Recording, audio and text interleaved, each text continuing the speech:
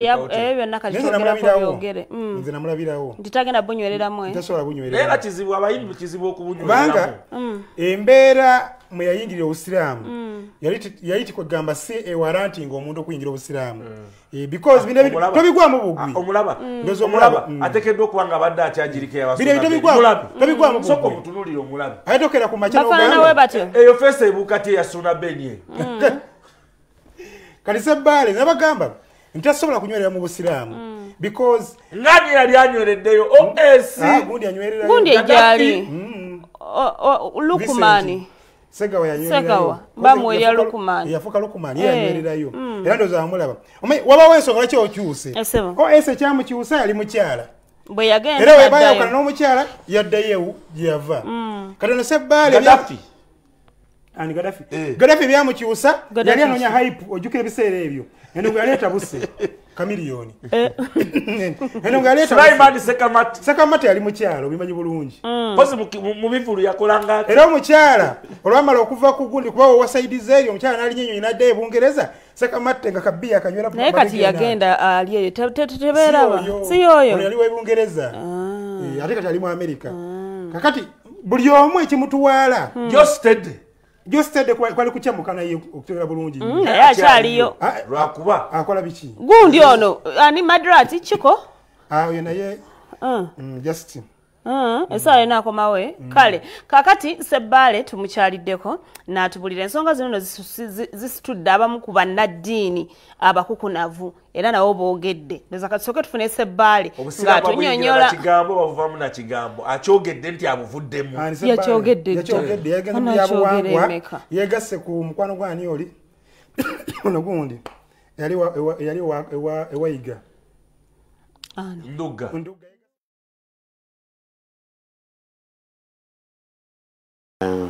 mu mwaka gwa 2020 mwezi gwokusatu ennaku z'omwezi nga 11 wavaayo n'oyatula n'ogamba ovudde oba ogenze mu Buyisiraamu ate essaawa zino ogamba wabuvuddemu kyekyatuuseewo saagala kwogera nnyo ku nsonga ya Buyisiraamu olw'ensonga eri bweti gye bansindika yonna gye nagenda gye ntambudde yonna abaliwo abakusindika jjajjange gye yansindika nga bwe nkugamba gye nagenda yonna gye ntabaalidde gye ntambudde yonna abantu be nasangayo abasinga baali basiraamu kati saagala nnyo kukigenda wala saagala kukigenda wala gye yakusindika yonna owayingirira tugambe nti yakusindika oyingidde eddiini ya Buyisiraamu oba nga tonnaba wona oba yansindika maze okuyingira eddiini y'Obuyisiraamu ekitegeeza kyalinga ekigezo kyali bigezo era nkinako obujulizi nti nasanga kati saagala kwogera ku Busiraamu na buwangwa na nnono saagala bigatika olw'ensonga Obusiraamu bw'oboogera kubagamba nti Allah tagattibwa kati saagala nnyo kigenda wala ekikolwa kyewakoze tekijjaayo linnya lyo nawolovu lye baakuteekako okulaga nti okyukakyuka olinga Chameleone okyukakyuka nawolovu kakati singa sizze nga nkyuka saalituuse ku kino kutegeera mazima gano okitegedde singa nasigala nga ndinga jjinja nti nina kubeera awo omuntu olina okuba nga omanyi kyogamba novaayo kigamba abantu nga kyobagamba okikola ki ng'okimanyi kati nga byenkugamba mbimanyi ate n'abantu babimanyi kubanga gye ntambudde yonna gye natambula gye nasindikibwa yonna gye nagenda ku lw'obuvunaanyizibwa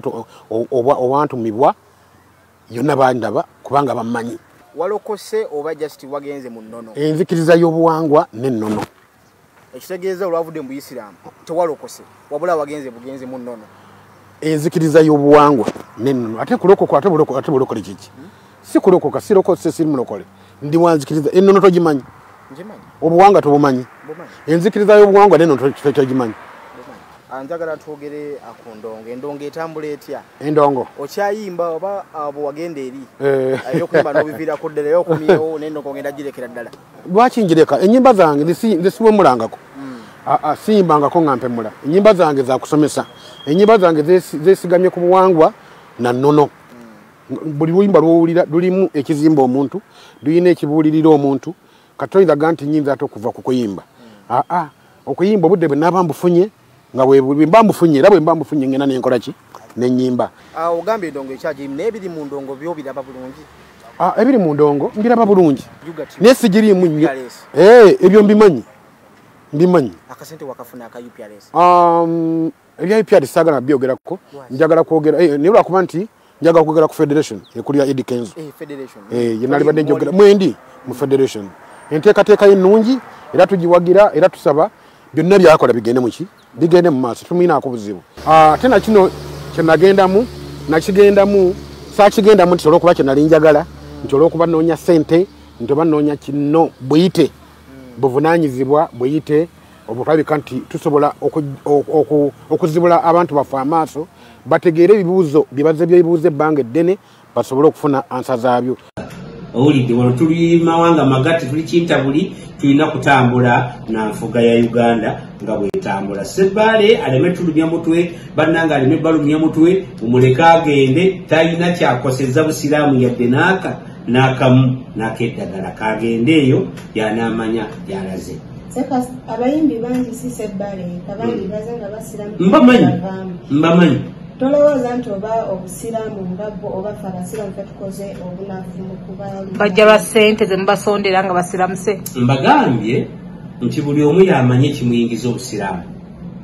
era bwajja ye tatugamba nti nyingidde lwa ssente oba lwa mukazi yagamba nze ndabye eddiini nga y'amazima kanzikirize ffe tetulina kusukkaawo kyatulaze kyetukola kyetugenda nakyo oba ayingidde obusiraamu tumuwaniriza bw'aba tayingidde era talina kyatukola asigala nga gyali. Obusiraamu tebutunenya ffe tuliwo ddiini ya Allah oli yasalawo nti kanjiyingire oba kankole ki kanjiveemu. Abayimbi bangi abazze bakola nga Ssebbaale era kyova olaba lumu waliwo omuyimbi ate ye Mungu alabika yamusaasidde ono yayimbanga kadongo kamu owulidde yagenda n'asiramukaawo naye nga maze okulaba waliyo emabega eri Chameleone ne wabeerayo waliwo omulala yasoba yesuuna oba kyali musiramu baye naye yavaayo oyo suuna ye yasooka naye bonna bakazi owulidde. Kati omusajja oyo wakadongo kamu najja nejogera ekigambo ate abamu nekibayisa bubi ne mbagamba nti bw'anaabanga akakasizza ddala nti musiraamu azze tetulina buzibu naye bw'anaabanga azze kulimba atatutawaanya ate abaali bayumba naye ng'ate nze nayogera nga kyentegeeza nti tabeeranga banne naye alabika Allah yakyamusaasidde akyali gye yayingira wapya era bwemba mulaba abuyingidde n'abugweramu naye abasigadde Chameleone Suuna Ssebbaale oba naani omulala abo bo bali bati tetubalinako buyinza babeere bwe batyo naye tebaddanga ate kutandika kututawaanya nti ate tusiramuse ate tuvuddeyo ate tusiramuse oba mwe mutakoze mulimu gwammwe nga bakulembeza okubalunga sosobola kola tukuluŋŋanye tutya bw'oba bagamba kusoma omuntu okuva mu busiraamu kitegeeza nti aba tasomye oba abatayigiriziddwe ne bwoba omuyigiriza ate gwasiramuse gwolina okunoonya okumanya tolusuubira seeka kujjawo okubeera naawe ebbanga lyonna tukuwa ebbanga erisooka ne bakuyigiriza bw'oba osomye bonna abasiramuse bali bulungi oliweddemu okufuna omuwalimu najja wakaawo n'akusomesa ensomesa ekisajja ekikulu naye byonna bonna buli omu abaako n'ekigendererwa kye kyaba ayagala bw'amala okifuna yes n'akola byakola. Omuntu avudde mu busiraamu aboolebwa erifa abasiraamu okusinga atabuyingidde asigala mu ddiini ye owulidde tetulinaako tabu naye omuntu atusonsasonsezaako n'oyingira eno n'obeerayo ate manya n'ovaayo la ulaha ulai wala ilaha ulai manya leero oli eno manya leero oli luli luli osiramuse lwa mukazi luli osiramuse lwa ssente luli osiramuse lwa byanfuna bwe tugamba nti inna lillahi wa inna ilaihi rajiun tulina kyakukolera katukoleke gwonoomanya ne katondawo. Kakyongo kya mu ofiisi ekuyisizza etya twakuleka luli oli mu kusoma? Training nagimala era saawa yonna nsigadde kubuuka kugenda ku station gye bangaba Riyadh naye nga sirina buzibu ndowooza ondaba bw'oba olaba omuntu olaba embeera eno nti naali bulungi oba naali bubi naye siri bubi ndi bulungi era onsanzeewo mu ofiisi yange wano nga nteredde mpeereza osanze ndi bize abantu basanzeemu olw'ensonga eyo tekirina buzibu kitambula. bamuyita ambassador Sheikh Gugwa emotoka muzeezi yamwe yabiyita buki obulogoyi kakati oyo alina ekyafaayo muzeeyi agenda egayaza muzeeyi wagenda egayaza njogera ku president w'eggwanga lino General Yoweri Kaguta Museveni ka Sheikh Gugwa ng'afuna chance etula mu motoka ya presidenti mama yajinyumia yaganze kati ne wefa sikirabanga nayo kunsi badde mujena yo kunsi munne mpola Sheikh tola bati sayimo wenfuna wentiti wenyantama Sheikh Gugwa ne yagwa mu bintu bamu kati ambassador mulamba emotoka agirina ayina omukumi babakumi Sheikh Gugwa ne yabuulira ku ngundi yali mbaga sesha mayanja yabuulirira nengaba gwe nayi nayo kumpi nti mukulu mubiru oyo Abbas wabatawulidde message ya Sheikh Gugwa obufumbo mie era ne baawukana tiyawuliza kugundi kubulira kwa Sheikh Gugwa yomu ku basiraamu baseeka abamanyi okubuulira abasiraamu naddala abagole nga babateekateeka obulungi bulaba oyo kakati nno ebyagundi mwabitegedde Saddam Rashid abitegedde naye maama kyamwokyezaamu nabadde ngamba eggulo kyamwokeza kitya nze ndowooza amisegula njagala nkubuulira kakati ndabye TV sajja waffe oyo Saddam Rashid Lukwago Saddam Rashid Lukwago yagenze n'akebeza omwana we endagabutonde endagabutonde mbu ng'atuuka nga siki first born nga siyo naye first born bamusuulira busuulizi n'abe n'atandika okumwekengera ng'alaba emize gy'akola si mituufu mbunga basisita baba banaaba n'abalingizi olimba naawe mbunga naye sayimo agakatonda olupapula lwabukedde olufunye olwali ndowooza kuseeka kyangu nnyo bannange kyamuyiseeka kwali alina okubanga kwali ekisookera ddala bamaseeka ab'enjawulo bavudde ku nsonga ya DNA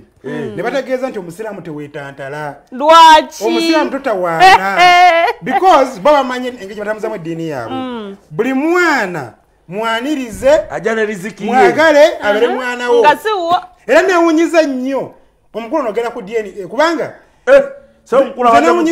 omwana abadde oli omulala yali yagenda mu kutema nyama oli gwe twali tumumanyi omulala ali mu nyama omwana ali myaka emeka emyaka gisuka kati 18 abadde gwe yateeka mu kintu nga gwatambuze mu kimu nga nensemanyiye musika ate wulira nkyendowooza bino ebintu baitha abantu bononye ekintu kino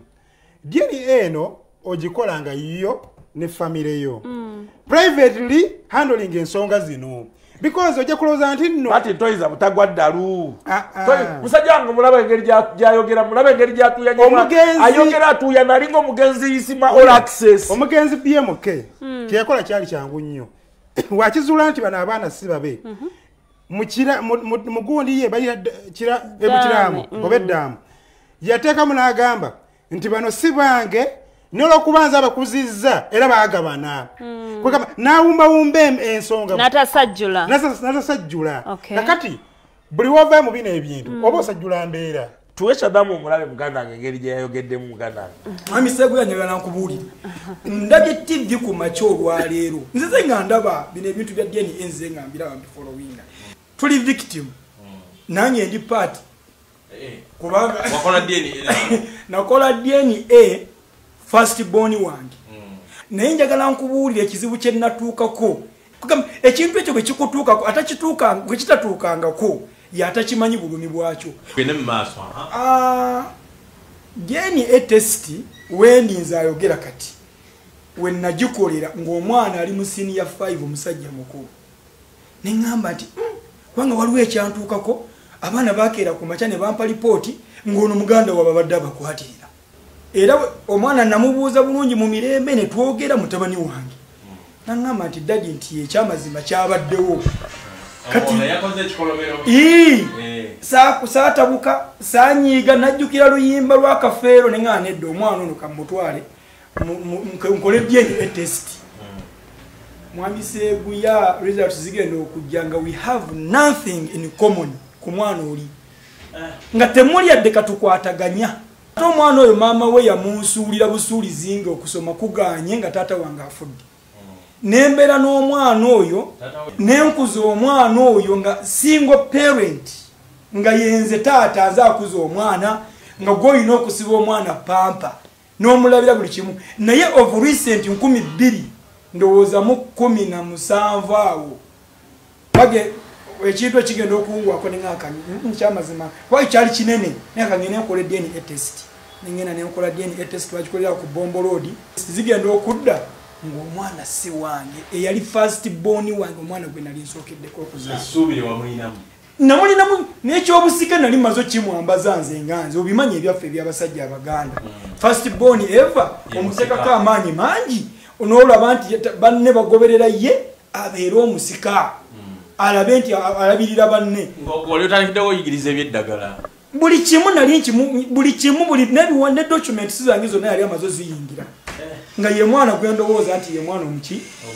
era nafuna enkyukwe nga y'amaanyi nnyo nenfuna okwennyamira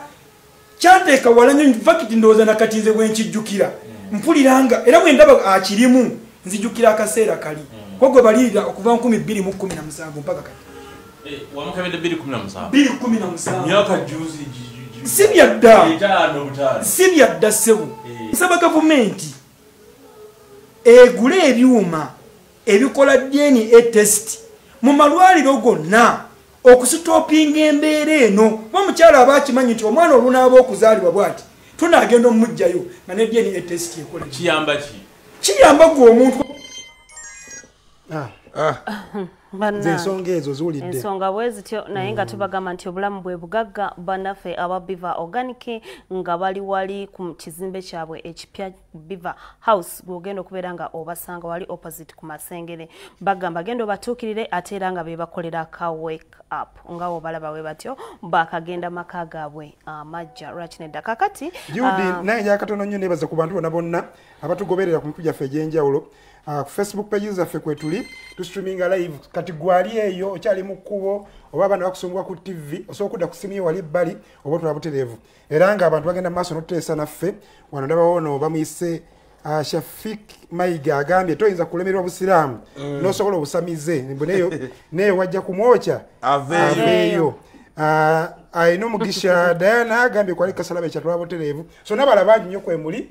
mugende maaso n'okuteesa naffe mutuweereze messages laga gy'osinzidde ndowoozayo n'ebira byonna byonna tujja kuba mpolampola tubiyisaamu. Okay, abantu bangi bavuddeyo ku nsonga ya Jose Chameleone nga bagamba obulamu bwe bweraliikiriza ate ng'era Jose Chameleone bamumanyi nti muntu w'amaanyi mu music industry ey'e Uganda. Gavumenti ebisitukiddemu ndabyeko abakaba palamenti nga boogera ne bafaani abantu ab'enjawulo naye ndijo ne Simon mawulire ekige twakafuna okuva ewa Jose Chameleone mu nsonde next njogeddeko ne Grace Kamate esebo Grace Kamate yomu ku mikwano gya Jose Chameleone era ng'ali mu America side zeeyo actually ngambye abadde ateekateeka okulaba nti atambula okugenda gyali amukyalireko kubanga abadde ayogerezaganya naye ku ssimu naye nga message gyamu eryemu amugamba nti ndi bulungi naye nja kwongera otereera Dr. Jose Chameleone kyongera okuzzaamu essuubire bagizi ba Chameleone ate melwagamba olutalo wakati wa Bebekulu ne Balamu ku kasente okuva mu state akasente ako mbadde nsaba buli muntu yenna by the mama nabbanja family ya Jose Chameleone eri well known tata wali mama wali baganda be okujja ku kyanategeddeko nti initiative yabadde ya Bebekulu yatuukiridde mama nabbanja n'amutegeeza ku bulwadde bwa Jose Chameleone so era yaganye Bebekulu okwogera eri amawulire ku nsonga zonna bonna abaganye okwogera ku nsonga y'obulwadde bwe bonna abasobola okwogera ku bintu ebyo so Bebekulu era omuntu omutuufu authority ku nsonga y'obulwadde bwa Chameleone alina kuba Bebekulu naye yamuganye okwogera eri abamawulire yamusakidde kyekirungi nti sente Bebekulu yatuukidde mama nabbanja era sente mbu zavuddeyo so kyetumanyi nti wezina Bebekulu azifunye era gyazituusa gye zirina okulaga so kikulu nnyo zireke tutabulatabula nnyo sente ezo omanyi sente zitabulatabula naye mbadde ndowooza nti ku luno kaali Bebekulu kaali Jose Chameleone buli kimu kijja ttambula bulungi kuba bamukwano awo nyindo zogere mu America era mu America wani wa Beka yakoze ekyati bawade ne East Africa bagise East Africa yani Carnival Festival expo yabadisengizeyo mukuru Mandela Tigo oyo nabamuko wa Chameleone ate era ensonga kyekugambe tugere butereevu Mandela Tigo erenga yomu ku mikwano gya Chameleone muko wa Chameleone bamaze banga bakolagana babadde ne Culture Festival side zeyo bategese bana Uganda n'abatawala bona bava mu East Africa nga bolesa babita buwangwa nga bolesa buwangwa amazina nagalabiyeko abana bagasobolera ddala waliwo omusajja yazinya amazina amaganda nga gateekamu obubadi gateekamu obumodi oyo n'anyumisa neŋŋamba Sekamate yabaddeyo seka teyabaddeyo naye nga babaddeyo bangi nnyo babadde ku mukalicho MC yabadde Keizi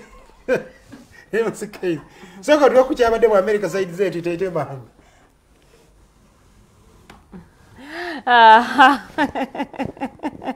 abula bannaye olwakadde tugenda kuba ndoza tubalekerayo Leila tugenda kulekayo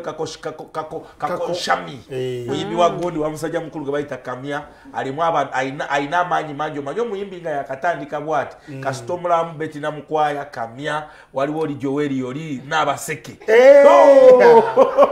wategera nti omuyimbi are Joeli yatabuka naye omuyimbi wa mwono yatandisa ataye kwa santi bakenzo tebabayamba bakenzo tebabayamba alipidde ate kituufu omuyimbi ng'otandika leka kwagala kubukira linnya ddene soka omuntu we muganda nge tumulekeyo kakoshami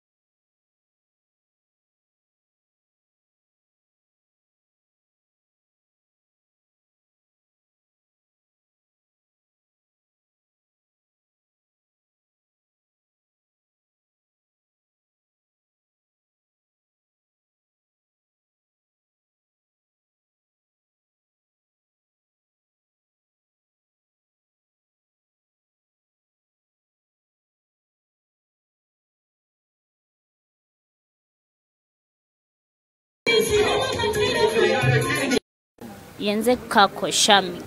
ekindese wano lwaleero nzize kwogera ku bayimbi abanene engeri gye bali mu kutuyisaamu fe abayimbi abajja obuzi nti obudde buno ndi muwuma naye neewuma gye ndimu essimu yange kweri twakola buli kye bali beetaaga okukola naye tebankubirangako ku ssimu tebakubirangako ku muntu yenna ssimu oba nti ndi crossed naye tebatuyitangako kyokka tuwulira ebibiina birina kye biyamba ku bayimbi naye ffe balinga abantu be basudde obusuuze kati ntunuliranga Shiba mukwano gwange Shiba ndi fani we Shiba mwagala ng'omuntu nti Shiba tasobya wendi naye tasobola kugambako nti oba shami kino kitambula bwekyo mpulira bagize simanya federation ki ezeeyo ze balimu simanya beddikenzo biki naye nze kyenjagala omanya njagala kumanya obanga ebyo ebibiina bye bagenda baggulaggulawo oba biyamba bo abayimbi abanene bokka nga bo fe abayimbi abasituka tebikola ki tebituyamba kubanga bonga abayimbi abanene nabo bakola music bamanye ebintu ebimenya gye tuli gye bava bamanye engeri gye tukola ki gye tutobamu okubeera nti otuka ku ntiko naye olaba nti nabo benyigira mu bibiina nga beetaaga ku kasente ne babeera nga baagala baggyeyoko kakasente akamu oba oliawo kabayambeyambe mu bye baba balanga bo naye katate ffe abakyali wansi abayimuka obuyimusi tebatufuddeeko tebatugamba ekintu kyonna kati nze njagala kumanya bumanyi oba ebibiina baggulawo byabwe nga bba abayimbi abanene nange manye nti ngenda kugulawo gundi ekibiina ekyange tubeeremu ne bano abayimbi baffe abayimuka tumanye nti naffe kati munnange tulina ekibiina kyaffe kikino bwe baba bagulawo ebintu ebyo nga ddala bagamba bayimbi balinga bagamba ffe tetuli baki tetuli bayimbi ate nga tukola omulimu gw'amaanyi kubanga baba babatimbye ku show zaabwe ezo oba nnene oba kikifa abasookawo ne tukwatirira stage ne tugumyagumya abawagizi ababawagira ne balyoka bajja tebafaayo kumanya ki kye twagala tebafaayo kuwuliriza biki bye tuyitamu tebafaayo kiki ekitukaluubiriza naffe kuba kati bo batuuse bandibadde batusaako k'omukono kubanga gye tuli wanyiga emirundi gyonna ate nga bakimanyi eno ye program Kasalabe cha ng'ekutuusibwako abo ba Sanwa Tours and Travel bebeesigika mu kubukingira tickets wamu ne visas okugenda mu nsi ez'enjawulo kola kago okuva South Africa basange ku 67 Pretoria Road, Kempton Park. Nalongo Musana ye musawo omukugu okuva Tanzania. Sangibwa Kizingiza mu Kiteezi. Akola ku figure, hips, akabina, entumbwe, okusala size. Akola ku bakazi abalina amabeere agagudde. Abaagala okuva ku mwenge, jangwe wa Nalongo Musana.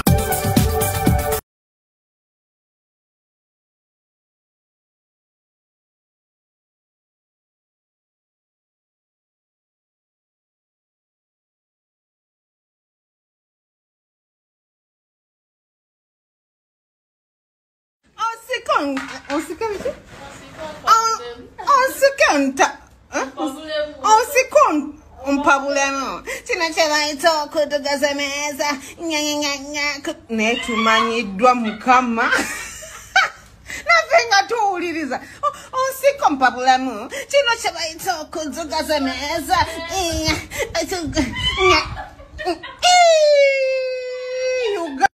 oyina abaana bameka? Nina abaana 18.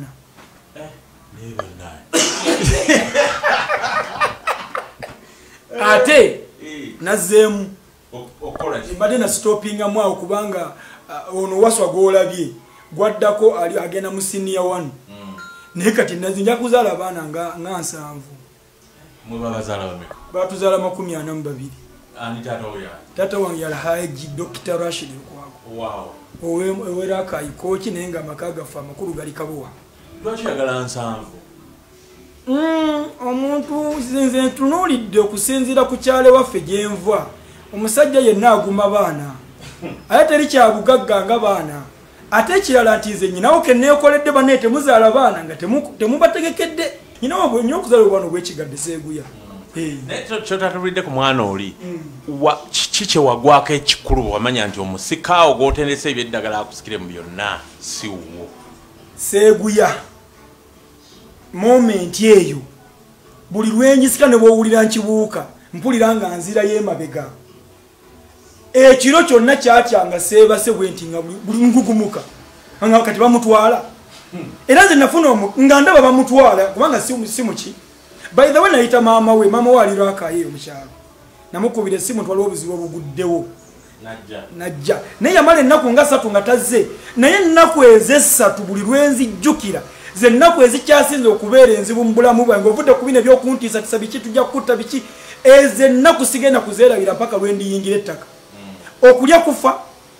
buli lwolowooza bwoti obanga omubbi wenna tosobola kubeerawo obeera n'ebirowoozo obeera wenna ohuguka ne wootambula ne kantu ozayinza okukuba n'ogwekigo nyabo that moment ebeera nzibu nnyo mwami Seguya akaseera kazibu nnyo nze kugambye namala ennaku 3 mpaka omukyala we yajjira ate bwe yajja ne mulabako bwe nti nenjagala mubuukye nenga nayateera okulwana naye tekigasa kuba omwana bakola ki n'olwekyo ekizibu bwe kikutuukako muganda wange ffe basadaamu tetunnajja kugumya gwe wennyini gwoba osooka okwegumya kubanga kibanga kaabira gayiise togenda kugayoola. Kati omwana yaliwa? Omwana gyali ali awo kyengeramu future eyeddagala yali dokita yali asoma bwa dokita kati olaba mutabani wange ono Jalauddin Sebbia yakoze medicine ono gwe nali njagalamu era nga mmaze gimusomeramu natutenso gitambuza mpola yebo wamugamba yagamba tanti sigomza omwana yafuna ekizibu era kugambe nasigala naye for period of time nga tayagala kugenda nenga makambeere naye obuzibu bwejjira ate ng'ovudde ku kiri ekyokwagala okukwata banne kuba namuteeka awantu wenda banga wali safe ate yayingiza ababbi omusaayi omuboole guba muzibu nnyo yayingiza ababbi mu kikomera kyange ekyannyamba bannayiba baaliwo nenga kiri ate agaseeko na kino nenga nti nempita maama nemugamba maama mutiba mulungi twala omwana we. So bwazula nsi wo wali osaze wabeere waka. Nasale wabeere waka era namutwala n'abira mira naye ndowooza omwaka mulamba naye yapanga olukwa emisana tuku nga tetuliiwo n'apanga n'ababbi b'okukyalo okwo ne babuuka ekikomera ne batukubira ne babakwata ne babateeka ku poliisi. Poliisi sorry soko lubira amanya yani omwana ye mugenda namutuuma kati eddala simanyire baamuwa kati bamufulira kitaawo mutuufu. Bamufulira kitaawo mutuufu nawulira nti yali akola katwe mu katale ng'atunda matooke. Ne bamuwaamu ggwe yeesobola. Laba bw'ova ewa Saddaamu Lukwago n'ogenda kwatunda amatooke n'omwana yennyini aba afunye ekizibu ky'amaanyi. Omwana yasaala eswala ezitaliiyo era nze ekyamuntwaza ewange omwana yasula asaala nze ndi mu kisenge muwulira ng'asoma Qur'an bambi ng'amaziga gaali mu mayitirivu nga jeni eyawedde namaze dde omugamba munnaye sinze nkuzaala kati enkera tumala okusala subuhi namugamba nedda nze ngenda kubeera naawe era nga taatawo naye njagala weeyise buki bulungi naye era nga kiri kiba kikubanja kuba omwana ono bujja kutuuka enkya mukama amujjulula ogenda mukola oti kati tulage ku baana bali boogamba naye ekiwala kiri ekimyu bakiyitawa swawhati ogamye nki ninayo eyo seeti emu gye nkulazeeko alina alongo wakusatu oyo nyina abakyala basatu n'ekitundu ekitundu kyekivaamu bano abaana abalala ababiri abasatu abo abakola 18 sikitegedde omukyala nga wa kitundu tonoonyerezaako nnyo sinnamwanjula sinnamuwoowa ekyo mba kibala kitundu yes ate nga tulaba fe tuzunga kati ennaku zino ndi Sudaani ngenda Sudaani nemala omwezi mulamba olina abakyala basatu era ffe bannaye tulina ebizibu ffe abasiraamu bannanga abasiraamu tulina ebizibu buli musajja alina omukazi asobamu omu kankubuulire weekyeki akoleki buli musajja alina omukazi asobamu omu obuzibu buno bukyasinze omukazi akubamu akafaananyi ng'oli wa namba 2 naga kati akola ki n'anoonya kimutuusaako ky'omukola kyekigenda okuddirira oba temubalabirira bulungi nedda ssebo okubalabirira kubaawo ate mwami Seeguya waliwo bendabye ab'omu ng'ate nze kati wano ni mu field ya bujjanjabi olw'okuba ate nali victim ndabye abasajja bangi gwe omusajja ali eyo singa obeera n'emukyalawo ne muzaala abaana babiri nolabanga owookusa n'owookunaaga aluddewo mugende mwembi mu sperm analysis oba mucekinga ekibalemeseza okuzaala bwe mumala okukikola buno obwana bukoleko DNA test oba bwewasa omukazi owookubiri ng'onoomu azaala owookubiri n'agaana okuzaala tandikirawo okole research mwami Seeguya njagala nkubuulire ndabye TV ku makya olwaleero nzize nga ndaba bino ebintu bya DNA nze nga mbiraba mbifolowinga tuli victim nange ndi party kubanga wakola DNA nakola DNA first born wange naye njagala nkubuulira ekizibu kye nnatuukako ekintu ekyo bwe kikutuukako atakituukanga bwe kitatuukangako yatakimanyi bulumi bwakyo gende mu maaso DNA test wendi nze ayogera kati